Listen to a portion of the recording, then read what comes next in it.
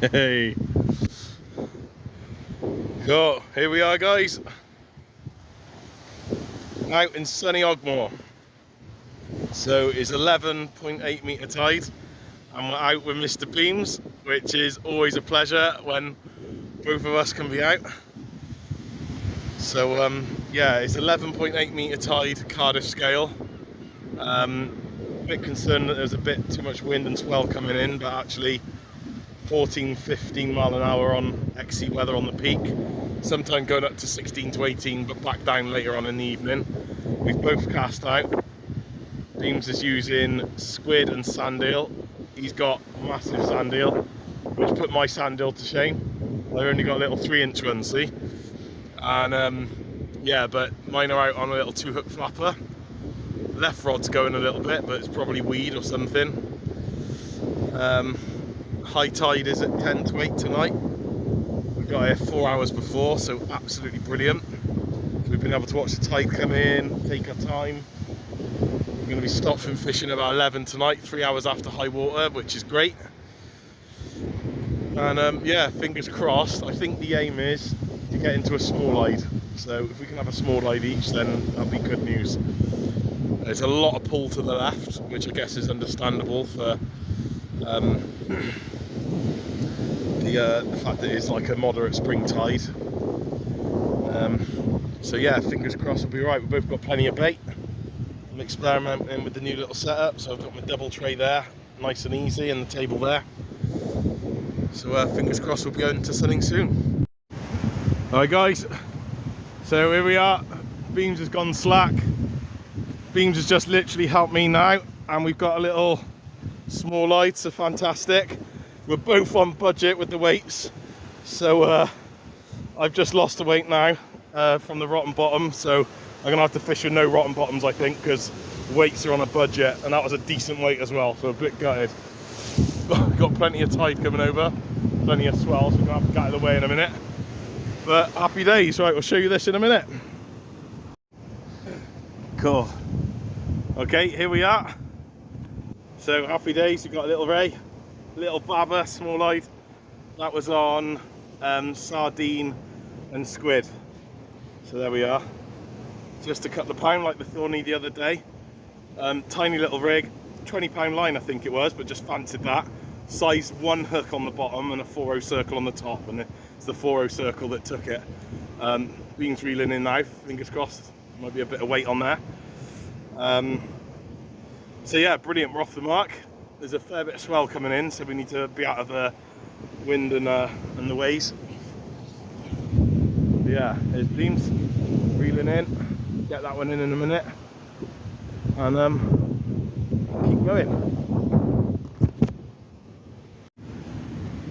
Okay then, let's get him back. Been out for a couple of minutes, so that's enough. Always nice to see him go back.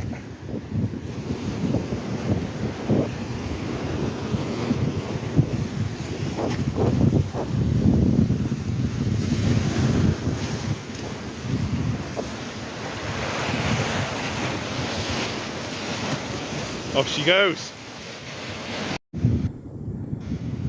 Well, next one in. A little bit of a doggy on the size 1 hooks and tiny little sand eel. So we're off the mark at least. So hopefully it settles down and the swell settles down. But yeah, let's keep going. We're off the mark. Cool. Okay. Just want to share something. The tips that Gareth came up with, and also what Richard Shepherd said about. Hi Rich, if you're there. They were saying, see your bottom hook, they were putting a tag end on that and then lassoing the elastic too. So I just thought, right, well if the tag end of the bottom hook is can be long, then why not put a tag end on the top hook as well? And then you can bait elastic that to your bait. And then that'll hold the top bait in place, because of course that's the one where there's a problem. So I've started doing that. It's almost like a separate, see that? I've got I've only got light line, and then that there is a piece of like 50-pound mono, and I've literally tied it. It's about 4 inches long. So I'll bait elastic that to the bait now and show you. So here it is now. So a little bit messy, but I've got the tag end. Whoop. And it's going down, and then it's lassoed onto the bait. So then the tag end isn't really going to move. So, you know, rather than a stop knot, you can just put 2 tag ends on. See if that works. Just a small little bait, sardine and squid. Oh, it's a bit squally. Everyone over at Perth Call. It's got a bit of rain on them.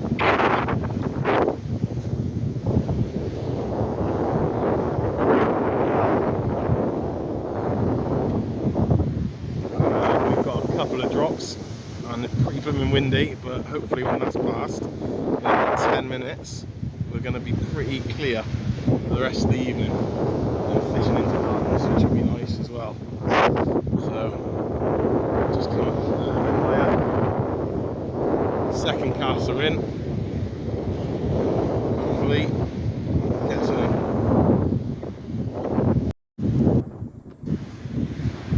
Okay guys, here we are. We're an hour off high water. We've just moved up to the top shelf. We were down there. We've had a few precarious splashes, but I think we're going to be fine. Obviously, it's not coming in at that much of a rate now. Right away, hour to go. We've both had a couple of doggies. Probably left those on the hooks a bit longer than we'd hoped. Just keep the baits going in now, see if we can get into something else. But yeah, not too windy, plenty of swell.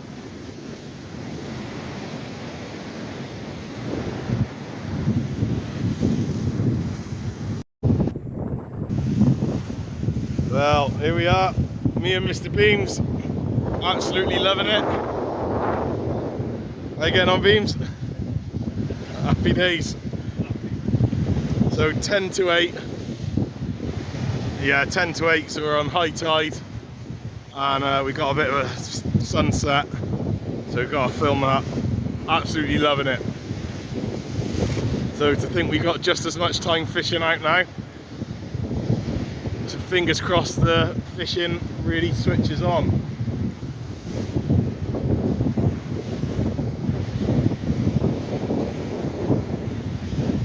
Beautiful. Don't need to be in a different country to have scenery like this, eh? Really nice. Okay then guys, this is what Beamer does. Well, like that time we were fishing at Birds. Oh, jeez. Spotted as well. Look at that. So just after high water, beautiful fish. Well, for a spotted actually, it's a good size. So could be worth a weigh. Fair play, mate. How you feeling? Oh, it's overlooked. Yeah. I've never even seen one before, let alone caught monster. Look at that. Beautiful. So the only thing is now we're both doing our slam. And I'm on a thorny and a small-eyed, and Beams is on a thorny and a spotted. So we're going to have to keep fishing Ogmore for the small-eyeds, and then move on to Barry for the spotteds. But, well, all stay here. Right, we'll bring you back when he's putting it back. But, so what rig was that on? It's on the dongle pulley rig. Nice. The Wayne Hand version, or? Yeah, unfortunately not. Yes. Brill. Okay guys, look at that for a beautiful sunset. Nice session in Ogmore. We've got the whole of the ebb to look forward to. And we've both had a rage, so we're on.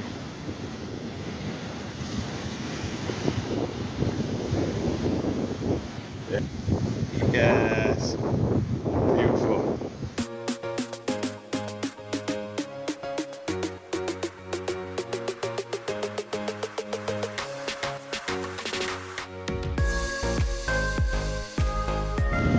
Okay, Beans is putting the spotted back.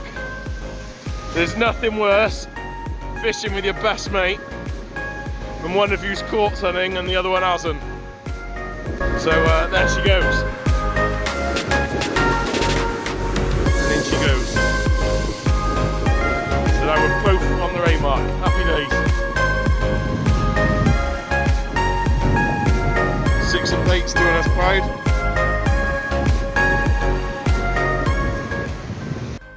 Here we are. Beams had a hell of a bite, and now we've got a good sized dogfish basically. So might be the biggest dogfish of the night. The rods are keeping us busy, that's for sure.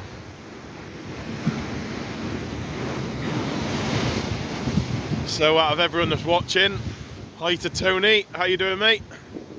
Hi to Richard Shepherd, how you doing mate? Loving the fact that you're back with the videos.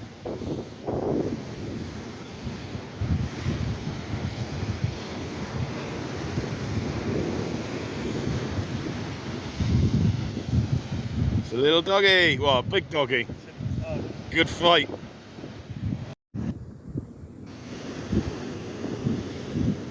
Well, here we go. Beans and I are on 160th dogfish each. So he's had a nice spotted, I've had a small eyed. Just getting bites every cast. So here's another dogfish. At least there are dogfish, eh? Because if there weren't dogfish about, we'd be blanking a lot more often.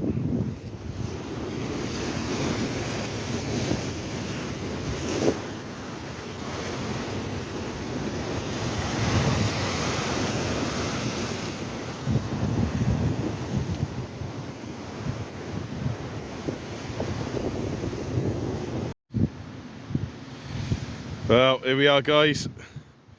It's 2.5 hours after high water and we've pretty much, well, packed it in. I was getting dogfish after dogfish that were deeply hooked. So with a few surgical operations with a little technique I've developed, saved those and threw them back. So literally almost the same as the flounder method or a little flatty where you put the line, put the disgorger up through the gill, tie the line onto the top and then bring it back through. But yeah, 2 of those and then that was it. The tide was flying out. We both got a ray each, so buzzing with that. A small eyed for me and a spotted for Beams. So yeah, happy days. Ogmore's done us well, and we'll see you on the next one.